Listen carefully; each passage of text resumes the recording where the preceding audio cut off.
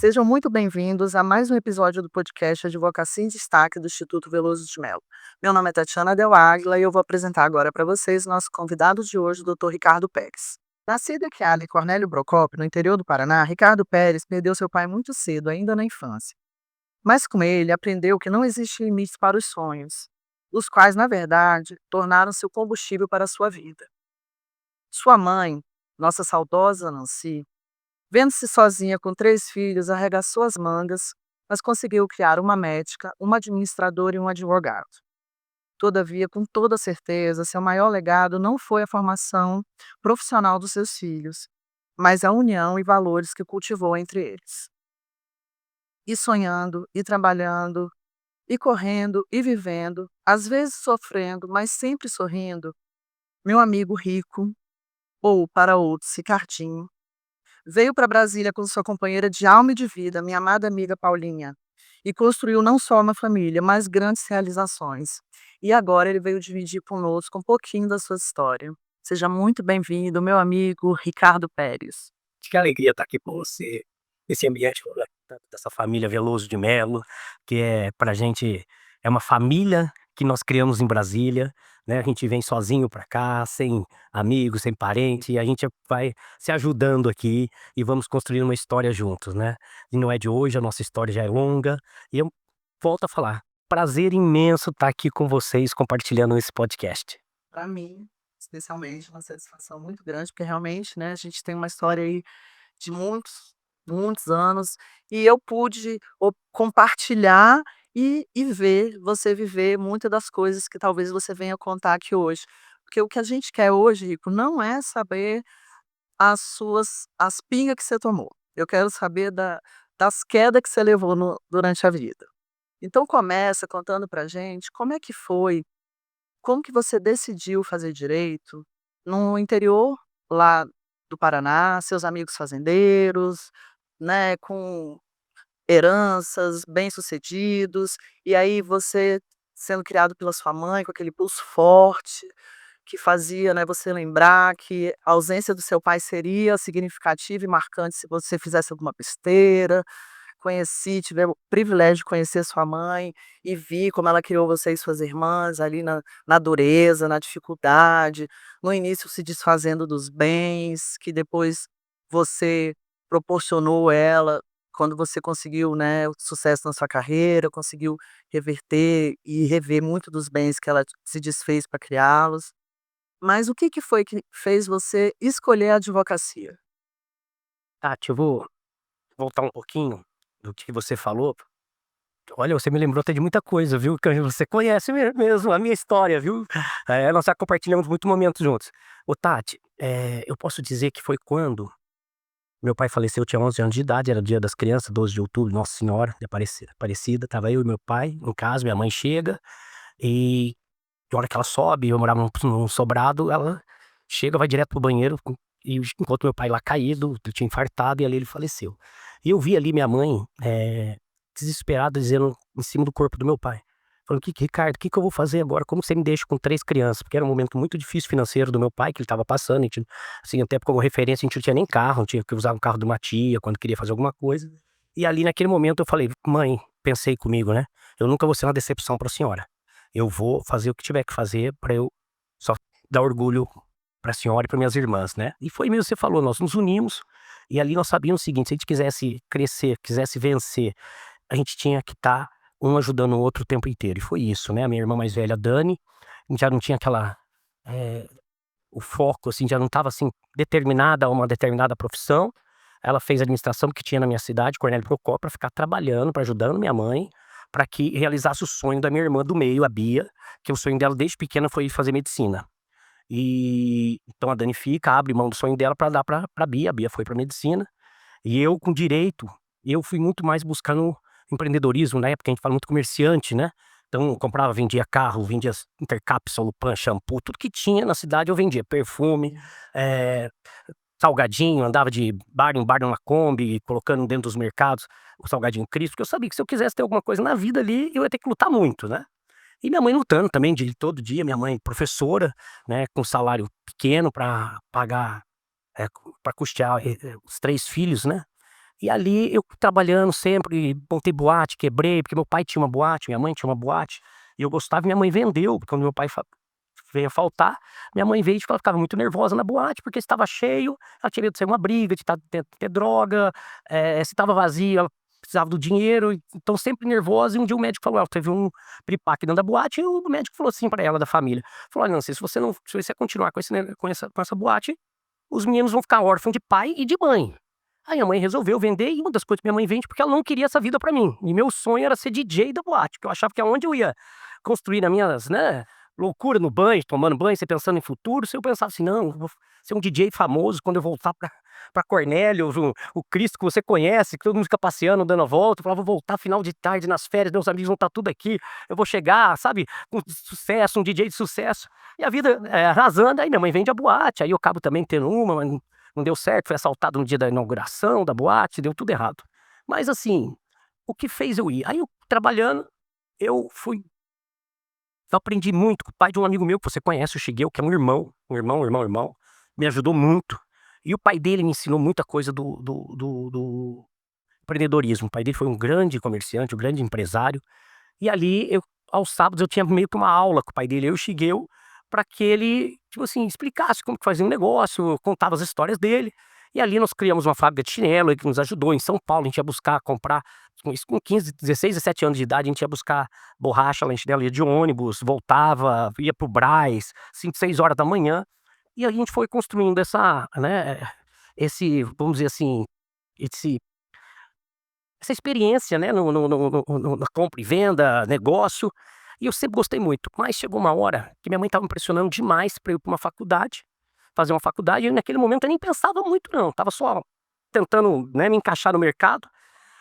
E houve um problema financeiro com o pai do Shigeo, ele teve um problema sério financeiro, eu trabalhava com ele, e ali eu vi que eu ia começar a ficar apertado, né, e a situação ia ser um pouco complicada, e eu cheguei pra ele e falei: "Ó, seu sou eu, eh, eu tenho que sair", porque eu trabalhava com ele na Crisp, eu vendia salgadinho, andava com Kombi. Falei: "Eu tenho que sair, porque o sonho da minha mãe é que eu faça uma faculdade. E eu vou sair agora, porque eu vou estudar para ir para uma faculdade e vou fazer a faculdade de direito, né. Agradeço o senhor por tudo que o senhor fez por mim", fez muito mesmo, eu devo muito a ele, e vou agora atrás do sonho, né, meu e da minha mãe, né. E aí fui pra faculdade de direito, fiz faculdade de direito, adorei, eu achava que era o curso mesmo realmente que eu, me encontrei. E quando eu tô pra terminar a faculdade, mas desde o primeiro ano da faculdade eu buscava emprego, então eu vendi calça jeans na faculdade, rifa, na verdade era uma rifa, que era aqueles nomes, Maria, Joana, aí eu chegava na casa de uma senhora, batia lá, entregava, perguntava pra ela se ela não queria vender uma rifa daquela, sorteava uma calça e se ela vendesse eu dava uma calça pra ela. Então eu andava com o Corsel 2 da empresa, lotado de calça jeans e eu rodando ali a região para poder ganhar um dinheirinho para pagar a faculdade, mas isso não ajudou. Mas todo mundo na minha sala de aula, eu que ficava, puxando o saco do gerente do Bamerinho que estudava na nossa sala, inclusive eu também, né. E assim, passou um ano, em outubro, novembro, mais ou menos, ele chegou para mim e falou: "Ricardo, eu vejo o seu esforço, sua luta", a gente estudava junto pra prova, falou: "Eu vou te colocar no banco", falei: "Nossa, nem não acredito, esse é meu sonho, né". E ele colocou, eu comecei a ir para o banco, só que ele não conseguia me efetivar. E eu comecei a vender ETC, que era o título de capitalização do Bamerindos, naquela época, e eu comecei a vender ETC e comecei a vender mais que todos os funcionários juntos, só que eu não tinha matrícula, eu tinha que distribuir, então eu dava um pra você, um para o João, para Maria, um tal, tal, tal. Aí chega no dia do meu aniversário, 12 de novembro, ele: "Ricardo, é o seguinte, tô sofrendo muita pressão do sindicato, porque você tá aqui dentro trabalhando, e eu não consegui efetivar você. Vai pra sua casa e fica esperando que a hora que der certo, eu te chamo". Eu falei: "Ah, eu conheço, o Bruno é um cara muito simpático, nunca ia querer desagradar alguém". E falei: "Ah, acho que ele não gostou do meu serviço e tá meio que tipo assim", falou: "Ó, vai embora que depois você Gentilmente. gentilmente descartou, né". Mas não, dia 1º de dezembro ia começar as férias, ele realmente conseguiu minha contratação. Isso fez com que eu, conseguisse pagar a faculdade, consegui me manter lá, eh primeiro salário, minha mãe, a gente estava todo mundo a pé, a gente não tinha carro, era carnaval, eu lembro que o seguinte, eu comecei em dezembro, praticamente fevereiro, praticamente o primeiro salário, estava tendo lá em Cornélio uma promoção, num Fiesta, era para pagar em 36 vezes. A entrada era o valor do meu salário. Aí eu dei de entrada, eu e minhas irmãs, aí nós fizemos o seguinte, eu e a Bia pagamos o carro e demos de presente pra Dani, mas era um carro que a família inteira usou, né, a gente era o único carro que a gente tinha. Então compramos um Fiestinha zero, todo financiado, e aí fui no banco, fui crescendo ali, com 6 meses, o Bruno me colocou como gerente já adjunto, então assim, cresci muito rápido lá dentro. Não, 1 ano e meio, não, 6 meses, não, 1 ano e meio, tá, 1 ano e meio eu como gerente adjunto. Eu fui passando caixa, porque eu comecei como escriturário, caixa e gerente. Aí vem a decisão, e agora? Tô me formando, ano 1999, eu no banco como gerente, e aí eu largo a o banco, né, que é uma carreira sólida, que você conseguia ali, você sabia que eu estava só tinha pra crescer, ou você vai atrás do seu sonho, né, que era advocacia. E aquilo mexe com a gente, eu tive problema de ansiedade, dor de cabeça, e a família toda dizendo: "Não, fica no banco, é muito melhor você ficar no banco, que aqui você tá com uma carreira linda, tão rápido, 1 ano e meio você já gerente, aqui você tem 13º, né, férias, FGTS, plano de saúde, vale alimentação, e você vai fazer na advocacia, vai fazer o quê?" E aquilo eu fiquei com aquilo, falei: "Gente, mas eu estudei, fiquei 4 anos de advocacia estudando na faculdade, e agora eu vou abrir mão?" Aí o pessoal: "Não, você vai para o jurídico do banco." Falei: "Não, eu vou atrás da advocacia." Fui embora para Cuiabá, lá eu tenho parentes, e um dos meus parentes, arrumou emprego num escritório de advocacia, lá com um advogado que era advogado da família. Pra você ter ideia, eu ganhava no banco naquela época R$ 1.600, fora vale alimentação, transporte, 13º, tudo que eu já falei. Mas lá eu ia ganhar R$ 600. Quer dizer, um terço daquilo. E eu tinha acabado de realizar um sonho, eu sempre gostei de carro, foi a minha paixão. E aí eu tinha acabado de realizar um sonho, tinha comprado um Uno pra mim, um Uninho EP azul marinho, 1996, eu estava em 1999, quer dizer, era um carro novo, né. Foi o meu primeiro carro bom que eu tive, porque antigamente só tive lá atrás, antes de ir pra faculdade, tinha Fiat, Fusca. E aí eu consegui, aí eu tinha financiado ele inteiro, comprei do pai da Paula, eu já namorava a Paula naquela época, comprei do pai da Paula, e e aí agora, só que se eu for eu vou ter que vender inclusive o Uno, né, porque como que eu ia com uma prestação pra pagar, sendo que eu ia com R$ 600. Mas assim mesmo, vendi o Uno, ainda eu brinco, falo: "Comprei", aí o dinheiro do ágio deu pra comprar uma Quanto velha, caiu nos pedaços, mas eu brinco e falo o seguinte: "Pelo menos tinha ar-condicionado", porque o Uno não tinha, né, ia pra Cuiabá, não é. E aí fui, 1.400 quilômetros de distância, eu lembro como se fosse hoje a minha viagem de lá, olhando pra trás falando: "Gente, será que eu tô fazendo a coisa certa?" Larguei banco, larguei família. Eu tenho um grande amigo que vive aqui em Brasília, você conhece ele, o Zé Henrique fala: Ricardinho, eu encontrei você na hora que você estava indo, eu te parei na frente da farmácia, falei: "Cara, você é louco, você tá indo embora." Eu falei: "Tô, cara." 1.400 quilômetros e começar uma vida nova, né, só com parente, e fui. E já na viagem, chegando perto de Campo Grande, eu tomei uma multa de 500 UFIRs. E 500 UFIR naquela época correspondia mais ou menos a R$ 550, ou seja, o primeiro salário que eu ia ter de R$ 600 depois de 30 dias, já estava comprometido, né. Falei: "Gente", eu já quase chorei ali, mas fui. Não me arrependo, não me arrependo. A advocacia é uma profissão que realiza sonho. Tudo que eu tenho na vida, tudo, tudo, tudo em parte, financeira, foi a advocacia que me deu. Eu tenho outros negócios hoje, mas esses negócios tudo geram da advocacia. E eu falo isso aí para todos os advogados, falo assim: "Acredita, vale a pena", porque você vê, com 1 ano, Tati, eu tive muita sorte, tá. Com 1 ano, eu fui com uma Quanto, já no primeiro Natal que eu fui para Cornélio, eu fui numa Dakota embora, uma Dakota 0 quilômetro, e levei um Tempra, que era o meu carro antes da Dakota, de presente pra minha mãe. Então, quer dizer, com 1 ano, a primeira vez que eu volto, né, pra Cornélio, eu já volto, numa condição financeira bem melhor, quer dizer, tipo assim, estava dando certo. Ontem eu estava conversando até com um amigo, e eu falei pra ele, uma das coisas que eu pensei na época de ir pra Cuiabá, eu falei assim: "Olha, se eu for pra Cuiabá, eu conseguir ir menos pra Cornélio do que meus amigos que moram em Curitiba, que é a 400 quilômetros, eu volto, venho embora e vou ficar em Cornélio ou em Curitiba, porque tinha que valer a pena." Então, a minha referência era o seguinte: eu tenho que ter condição de, a hora que eu quiser, ir para um casamento, ir para um aniversário, alguém doente, lá no Paraná, ir de avião. Então, assim, foi uma das coisas que eu coloquei, porque era uma referência. Falei assim: "Não, eu fico lá em Cornélio, fico em Londrina, que é uma cidade do lado, uma cidade maravilhosa, né." E graças a Deus, uma vez por mês, eu sempre fui para Cornélio visitar minha mãe, até quando ela, né, ela estava viva, faleceu em 2021. Eu ia todo mês para Cornélio Procópio ver a família, ver os amigos, então foi uma das coisas que era a minha referência. A vida tá dando certo, né. Então se eu tô conseguindo ir, é porque dentro daquele meu objetivo deu certo, né.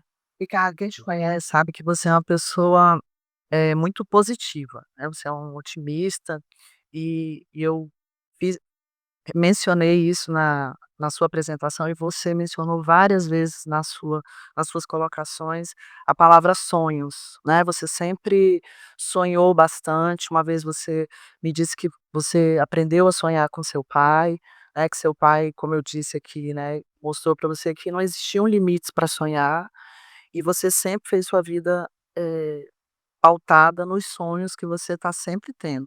A todo momento, quem te conhece sabe que a todo momento que você está sonhando e inspirando e falando, enfim. Mas, né, nesses momentos, né, quando você decidiu a advocacia, em algum momento você pensou: "Talvez"?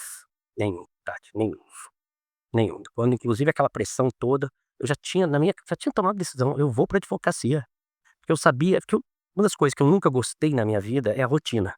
E no banco eu sabia o seguinte, que eu ia pegar um HP, que a gente aprende, né, no banco pra fazer conta em HP, eu ia pegar um HP, eu ia fazer uma conta progressiva da minha vida, minha vida tá toda mapeada, ia saber quando eu ia trocar um carro, quando eu ia conseguir ir pra praia, quando eu ia conseguir comprar um apartamento, qual faculdade que eu ia conseguir pagar do meu filho, né, é um negócio previ eu não gosto, eu gosto do sonho, né, então assim, eu gosto de falar assim: "Poxa, hoje não tenho nada, tô duro, mas quem sabe amanhã pinga aí um dinheiro legal", como foi na advocacia, dentro que eu falei disso, que foram as ações com os servidores públicos, que eu consegui liminares, né, no primeiro ano, foi o que deu esse diferencial já no primeiro ano. Então, eu assim, eu sempre estou sonhando e a minha vida, a única coisa que não tem é rotina, não é. Você sabe bem, você convive que quem conhece, né, fala assim: "A Paula é uma Santa Paula", né, tanto os amigos brincam: "Tô rezando pra Paula, tô rezando agora é um terço pra Paula", porque conviver comigo não é fácil, não é fácil mesmo, que é muita adrenalina, mas assim, a gente construiu isso juntos, eu e a Paula.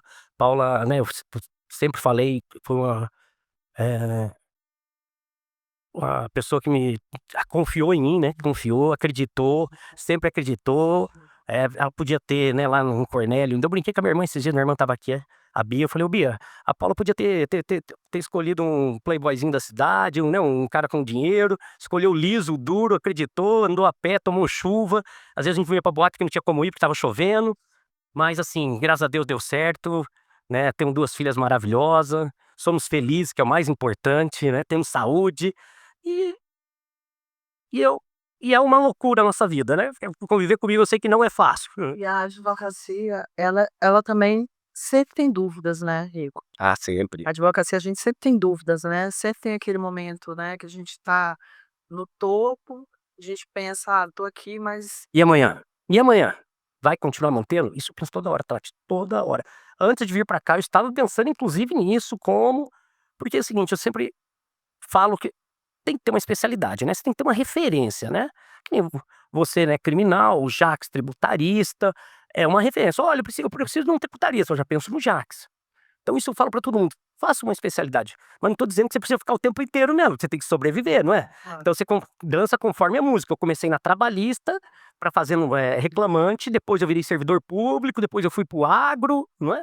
E assim a gente vai, hoje eu tô no Tribunal Superior e agro, e se precisar mudar eu mudo ainda, né, não tem problema nenhum, é facilidade zero, mas a gente vai. A referência, qual é a sua referência hoje? Ó, Tribunal Superior e agronegócio, né. Então isso na advocacia, você tem que se posicionar. E aí fala assim: "Seja uma referência", relacionamento, né, Tati, acho que é o principal hoje, é tudo, né, tudo. É relacionamento, né. Porque como você consegue um cliente? Se não é um indicando para o outro, conhecendo gente, é na rua, é na igreja, na padaria, é nos aniversário. Então isso, graças a Deus, eu sempre fui muito, eh recompensado com isso. Eu sempre tive boas amizades, bons amigos como vocês, né. Então assim, não, mas eu brinco, eu falo o seguinte, é porque quem tem bons amigos aí é fácil, né. Aí você ser gente boa é fácil, quando quer ver, põe um monte de gente ruim pra ver se você vai ser gente boa, vai estar sorrindo do lado. Eu fui abençoado, graças a Deus. E eu falo que eu fui abençoado, Tati, na vida, pelos pais que eu tive, pelas irmãs que eu tive, que eu tenho, né, os pais eu tive, irmãs eu tenho, pela esposa maravilhosa que eu tenho, pelas filhas maravilhosas e pelos amigos. Que eu falo assim: "Gente, eu não quero mais nada, minha vida tá boa demais". Ô Rico, agora me conta, assim, qual foi teve algum momento, assim, na sua vida que até hoje você pensa assim: "Esse foi", eh, talvez as pessoas não entendam, mas às vezes as maiores dificuldades que a gente passa são aquelas que no f quando a gente tá mais estável, tá mais tranquilo, a gente não lembra com tristeza, a gente lembra até com uma certa gratidão, porque foi ela que nos ajudou a crescer, a mudar, enfim. Tem algum momento, assim, que você lembra, que você fala assim: "Esse momento aqui foi o momento de maior dificuldade, maior desafio, mas foi isso também que me impulsionou?" Tati, Fez a virada, assim. não, excelente pergunta, e assim, faz a gente repensar. Na realidade, a nossa vida é todo dia isso, né. Então, as dificuldades que você tem, elas são diárias, né, porque a gente fala o seguinte: é um momento de alegria, de bonança é pouco, né, porque você passa muito mais. Eu falo o seguinte lá no escritório, eu falo: "Olha, saiu uma decisão boa, comemore, porque daqui 10 minutos vai tocar o telefone, vai chegar um e-mail, um zap com alguma coisa que não deu certo, ou que o juiz indeferiu um outro pedido de um outro cliente. Então comemora logo, porque daqui a pouco já vem um problema". E é isso, né. Então assim, eu acho que cada conquista, cada passo, né, da lá da calça jeans, do pai do Shigeru, do fábrica de chinelo, não é. Então assim, vendendo roupa de tênis, o que te o cada etapa ela vai fazendo você crescer e cada etapa daquela foi muito importante, né. Porque você colocou muito bem, tá. Hoje a gente olha aqueles momentos difíceis que nós passamos, que são muitos, como um presente, né. Você fala assim: "Graças a Deus eu tive aquela oportunidade de passar por aquilo, que hoje do jeito que eu tô aqui, essa casca dura que a gente fala, né, é a construção de tudo isso, né, de todas as dificuldades". Eu gosto muito de falar e eu assisti uma vez só, eu tenho que até assistir mais, porque eu falo tanto disso. E eu assisti uma vez aquele filme chamado Quem Quer Ser Milionário, alguma coisa assim, uma vez só. E ali tinha, né, o Jamal, que era o ator principal, ele participa de um,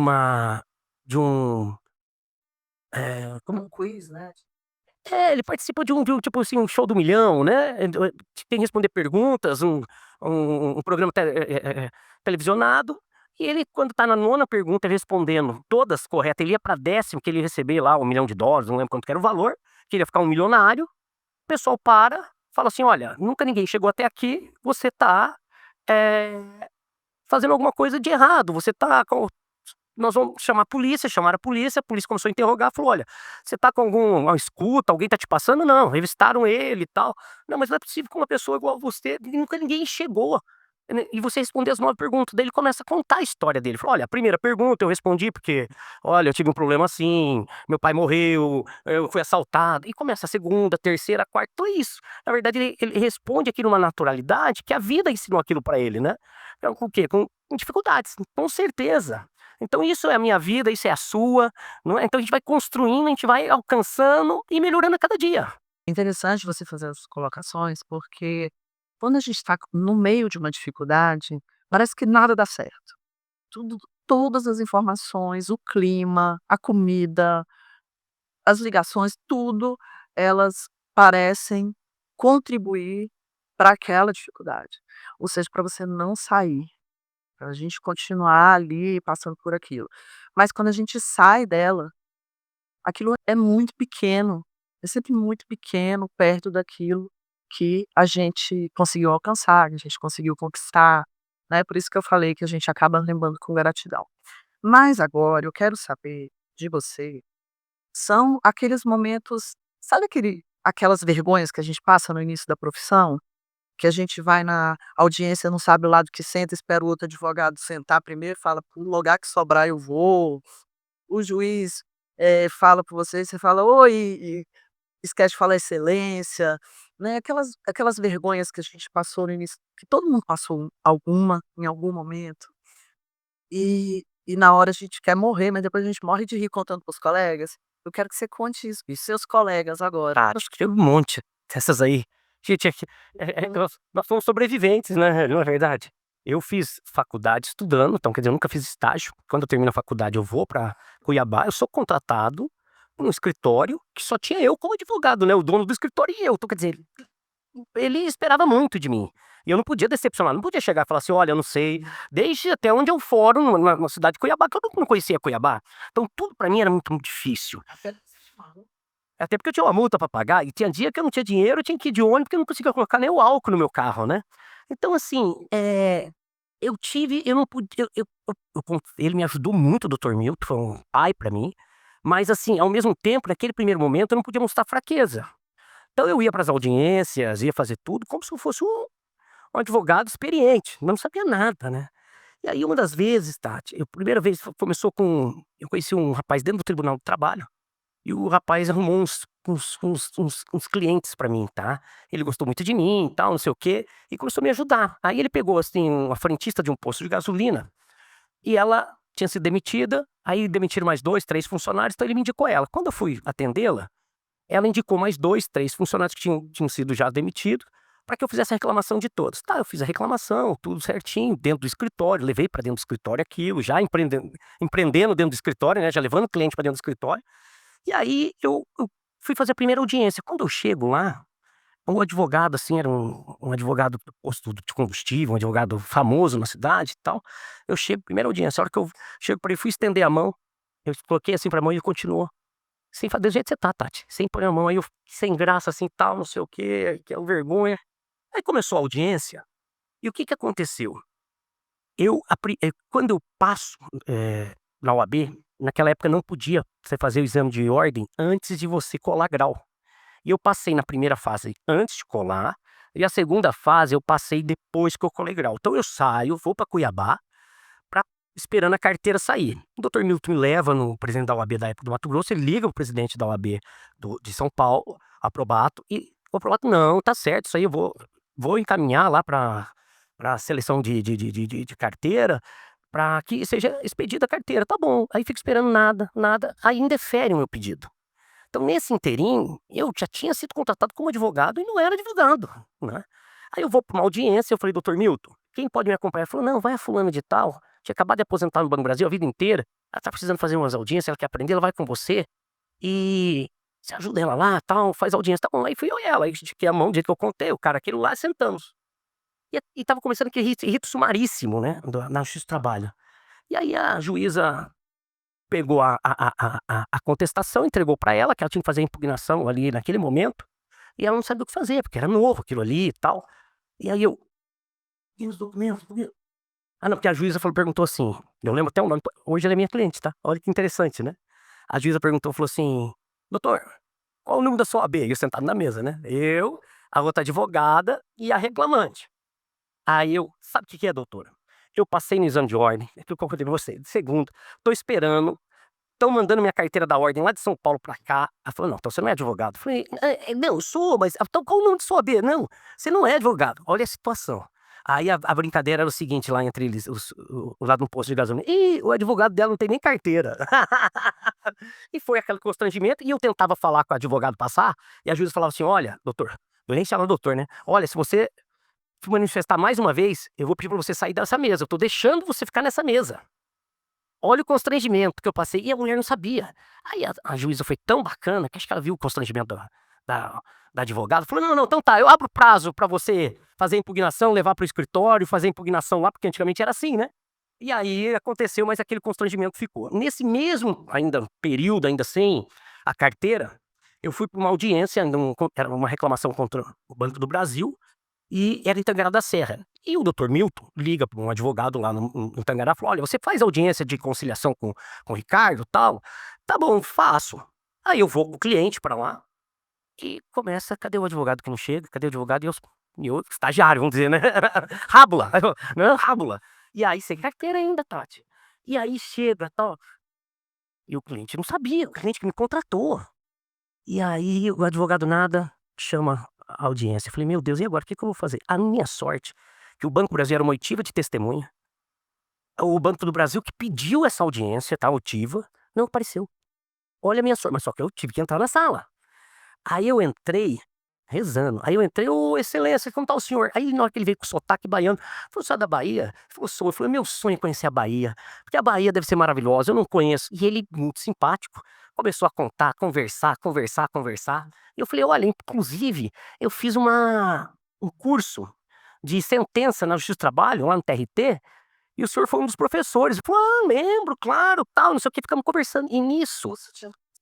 E tinha acontecido mesmo, tá. E aí, nisso, o que que acontece, Tati? Do lado, a escrivã ficou ali tomando as coisas dele, batendo palma: "Olha, então tá, seu nome, não sei o quê", e não pediram minha carteira. Esqueceram. Quase que eu dei carona pro juiz, né, porque ele tinha que voltar pra Cuiabá. Ele falou: "Você tá indo?" Eu falei: "Tô indo agora." Ele falou: "Ah, mas você não vai mais tarde?" Eu falei: "Não, vou voltar agora." Falou: "Você não ia pegar uma carona com você ainda." Virou meu melhor amigo, foi meu padrinho de casamento, daquela situação. Você acredita? E eu fui pra audiência, o cara não apareceu, mas graças a Deus deu tudo certo. Então a vida é isso, né, essa adrenalina, você vai sobrevivendo, sobrevivendo. Eu falo, nós somos sobreviventes, né. Isso a vida pra gente nada é fácil, tudo é mais difícil. E hoje a gente vê isso como né, como um presente, né. Resiliência. Agora eu queria saber um pouquinho do livro. O livro. É muito legal, hein. Como é que foi que você decidiu fazer esse livro e por que, né, você resolveu fazer esse livro, né, para os advogados, tal, empreendedor, que você sempre foi, né, mostrou aí pra gente. E como é que é? Como é que foi esse livro? O que que você está achando agora, o resultado disso? Achei muito interessante, porque eu tinha sido você participou, me ajudou, Jacques me ajudou, eu tinha sido nomeado como coordenador nacional das caixas de assistência, né, foi um dos falo que foram os 3 anos melhores da minha vida, que foi uma experiência única, com todos os outros presidentes de caixa, nós fizemos uma grande família, e naquele quando eu fui logo que eu fui nomeado, fizeram teve a conferência nacional da jovem advocacia, foi em Rio Branco, Acre, e eu estava indo ia ser a primeira vez, me chamaram para palestrar, tá, e eu ia ser o primeiro palestrante, então ia ter a mesa lá no dia da abertura, vai todo mundo na abertura, presidente do Conselho Federal, eh, ministro, prefeito, governador, vai todo mundo, e depois, no outro dia já, né, o pessoal desmanta, a mesa já não tem, mas aquele dia me colocaram para falar em primeiro. Logo, quer dizer, eu falei: "Então, só que desmontar a mesa, esse pessoal vai ficar muita gente assistindo." Eu falei: "Gente do céu." Segundo, depois de mim, Felipe Santa Cruz, para mim, o maior orador do sistema OAB disparado. Terceiro, Cacai. Não, terceiro era Cacai, e quarto, Marcos da Costa, presidente da OAB de São Paulo. Eu falei: "Gente, tô lascado, olha a turma que eu tô pegando." E aí, Tati, eu fiquei pensando: "O que que eu vou falar pra jovem advocacia?" Aí eu monto uma palestra, e nessa palestra eu começo a contar uma história, que é essa do Uno, lá em do banco, a decisão de sair, de você ir atrás do seu sonho, as dificuldades. Só que eu começo a montar em slides de carros, então eu conto, num período de 1 ano, até chegar na Dakota, a minha jornada na advocacia, e conto com mostrando os slides dos carros. Quando eu vou para o dia treinei, preparei. Quando eu vou para o dia da apresentação, à tarde me dá um desespero no hotel. Eu falo assim: "Gente, eu vou apresentar, sou advogado, presidente nacional das caixas de assistência, vou ficar apresentando fotinho de carro, slide." Eu ligo pra Paula, Paula falou: "Rico, você não acreditou, você não montou, você não estudou tudo isso, você não é a sua história, você não gosta disso. Você não quer mostrar pra jovem advocacia, você não quer falar pra jovem advocacia que, porra, que é possível dar certo, né, que vale a pena." Falei: "É." Eu falei: "Então vai." E ela que me incentivou, que eu já estava falei: "Paula, já tô arrancando todos os slides aqui, vou falar só sem mostrar slides." E fui. Então desmancha aquela mesa, todo mundo, tal. Aí eu primeira pessoa, Ricardo. Nossa, eu tremia, subia olhando ali, Lamáquia, que era o presidente, Marcos Vinícius, que já tinha sido o presidente, era Felipe Santa Cruz, todo mundo sentado, presidente Marinella, presidente da OAB do Rio do Brasil inteiro. E aí eu falei: "Gente, e agora?" Aí comecei com a historinha, olha, eu fiquei pensando, o que que eu ia falar pra jovem advocacia, aí pensando na minha história, que eu acho que comecei a mostrar os carros, vai, mostra, mostra, mostra, mostra. Quando eu termino, pessoal, todo mundo aplaudindo. Falei: "Gente, gostaram, né?" Aí eu desço, o Felipe já sobe, aí o Felipe já começa a palestra dele, já linkando na minha. Pô, eu também tive um Uno azul, mas não sei o quê. Mas ele muito esperto, muito orador, ele assim: "Ricardo, mas você não contou que você hoje tem uma 600, uma BMW 650 conversível, e eu continuo com o mesmo Uno." Falei: "Malandro, né?" Malandro, né? Aí já é Felipe, né? Sensacional isso. E legal que depois o Felipe foi numa homenagem à doutora Salete Macalossi, que deu o primeiro liminar da minha vida, foi a que mudou a minha vida, lá no Rio de Janeiro, tá. Isso foi em julho. A primeira liminar, eu tinha acabado de receber a carteira. Então eu mudo de fevereiro para Cuiabá, em julho eu pego a minha carteira, que eu tive que fazer outro exame de ordem no Mato Grosso, passei lá, e aí eu vou despachar num processo para servidor público. Ela me concede essa liminar. E eu conto no livro, conto nessa palestra, que eu ajoelho. Na hora que ela me dá a liminar, 10 horas da noite, eu ajoelho, ela: "Doutor, levanta." Falei: "Não, doutor, essa liminar vai mudar minha vida." Ela falou: "Não, doutor, levanta, pelo amor de Deus." Falei: "Doutor, essa liminar vai, eu nunca vou esquecer disso." E mudou mesmo minha vida, e eu conto no livro isso. E aí ele vai para essa homenagem, eu fui convidado também, doutora Salete, acho que 30 anos de magistério da UERJ. Eu acabei não indo, não consegui. E o Felipe, no discurso dele lá, começa: olha, eu tava lá no Rio Branco, no Acre, um advogado, conta a história dele, recém-formado, a primeira liminar, e conta a história que ele ajoelha aos pés da doutora Salete. E o sobrinho da doutora Salete estava lá, falou assim, na hora ele já franziu: o Salzinho, esse é o Ricardo, esse é o Ricardo. Então assim, que legal. Aí eu desço, a hora que eu desço assim na máquina, pelo amor de Deus, eu era ficando nervoso aqui, falei: falta ele falar do avião.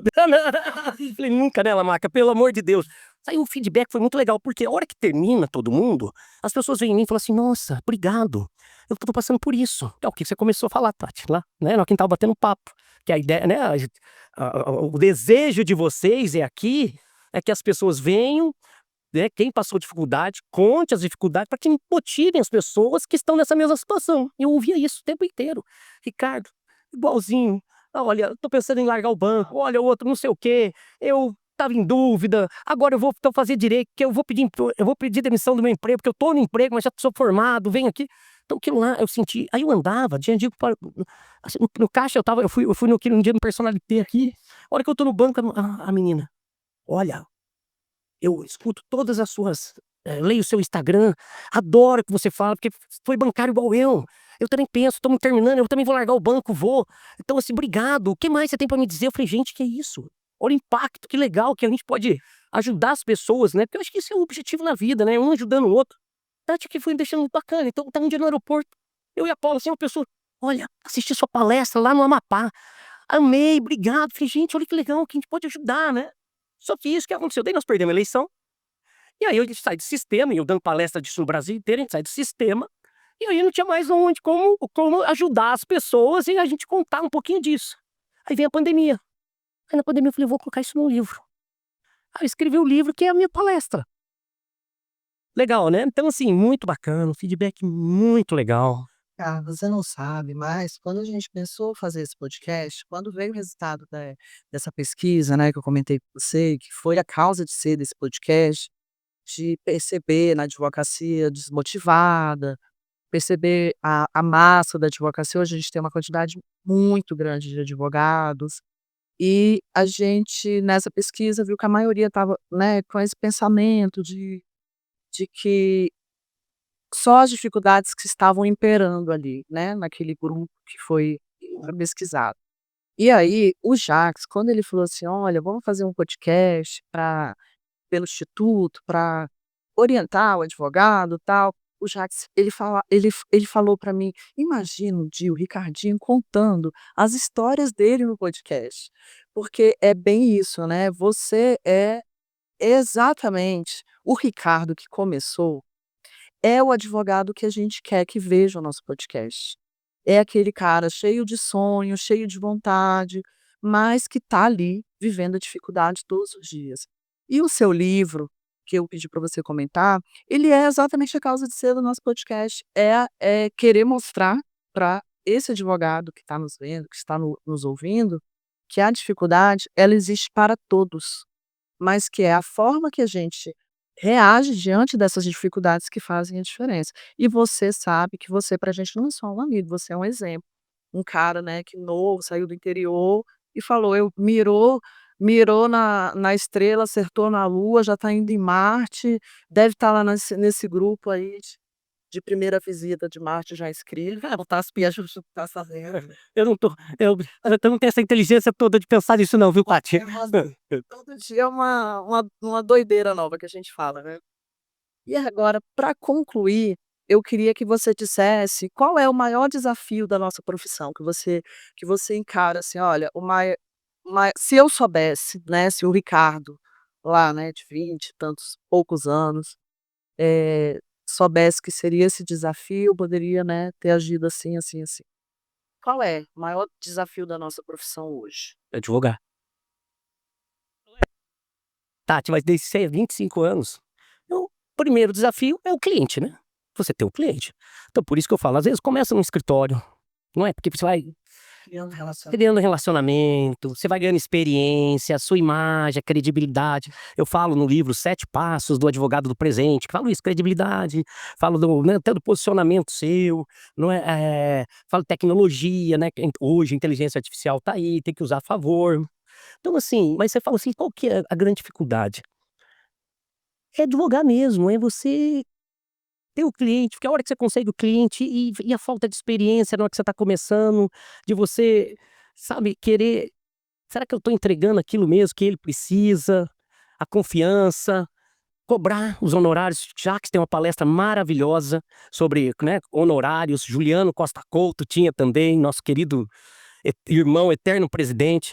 E hoje aqui, ó, Tati, ó, só pra mudar um pouquinho, essa gravata eu ganhei ontem, da Aline. Olha. Era do Juliano essa gravata. Era do Juliano. Do Juliano. Olha o que ela bordou. Amigo. Olha isso, fiquei até emocionado. Hoje, a hora que eu fui pôr o terno pra vir pra cá, em homenagem ao nosso mineirinho. Olha, chega a arrepiar. É. Três, então, que ela escolheu alguns. Sinta-se privilegiado mesmo, porque não são muitos que vão ganhar pra gravar. E ela já tinha comentado comigo. É. Eu fiquei muito emocionado e hoje eu tô com ela aqui em homenagem ao nosso querido eterno presidente mineirinho, né? Então, assim, a advocacia, ela é um desafio diário. Ela muda, é diferente de 25 anos quando nós começamos, do que hoje. Mas as dificuldades são as mesmas. E assim, mas tem mas eu naquela época tinha, sei lá, 300 mil advogados, hoje tem 2 milhões tem 1,5 milhão. Mas a dificuldade continua a mesma, é o cliente, é saber cobrar os honorários, é o relacionamento, né, com os servidores, com a magistratura, é de ser ouvido, Cultivar e manter, né? cultivar e manter, e ser ouvido com credibilidade. Fala assim, se o advogado não tiver credibilidade, esquece. A hora que você chega para despachar ou chegar o seu processo lá e fala, ih, isso aqui deve ter aquele advogado que mente um monte. Já pensou?